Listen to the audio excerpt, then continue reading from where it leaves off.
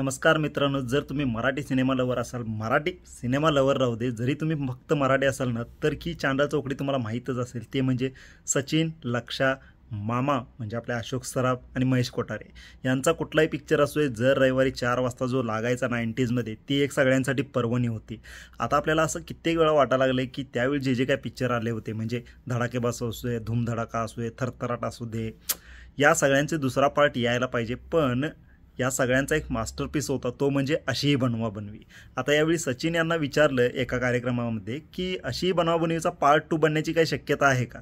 त्यावेळी सचिन सरांनी म्हणजे सपशेल्याला नकारच देऊन टाकला आणि याचं कारण सांगितलं म्हणजे लक्षा नाही आहे आपल्यामध्ये, वसंत सबनीस नाही आहेत, म्हणजे अशी कित्येक कारणं, सुधीर जोशी नाही आहेत, म्हणजे या कारणामुळे हा पिक्चर बनवू शकत नाही. आणि त्यांनी एक प्रामाणिक मत मांडलं सचिन सरांनी की पैसे मिळतात म्हणून मी याचा पार्ट काढेन असं नाही आहे. काही कलाकृती अशा असतात ज्या देवाने घडवलेल्या असतात, अशी बनवाबनवी हा एक त्यातला आहे आणि त्यामुळे त्याला हात न लावलेलंच बरं. पण या व्हिडिओत बघणार आहे की असे काही पिक्चर आहेत ज्याचा पार्ट 2 आला तर आपण अवश्य बघू, म्हणजे त्यासाठी एक्सायटेड आहे आणि त्याचा बनावा असं वाटतंय. याच्यामध्ये मराठीतला जो पहिला 100 कोटी मिळवला तो म्हणजे सैराट. नागराज मंजुळे सर जर प्रसन्न झाले तर सैराट 2 काढला तर बरं होईल, पण त्यांनीच काढला आणि त्या लेवलचा. अशीही बनवाबनवी, धडाकेबाज आहे, धूमधडाका आहे, असे कित्येक मराठी पिक्चर आहेत ज्याचे पार्ट 2 आला तर आपल्याला बघायला आवडेल.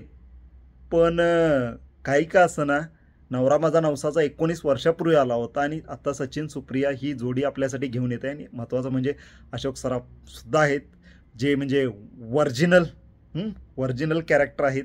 फक्त यातले एक कॅरेक्टर ते खटकलं मला, ते म्हणजे स्वप्नील जोशी.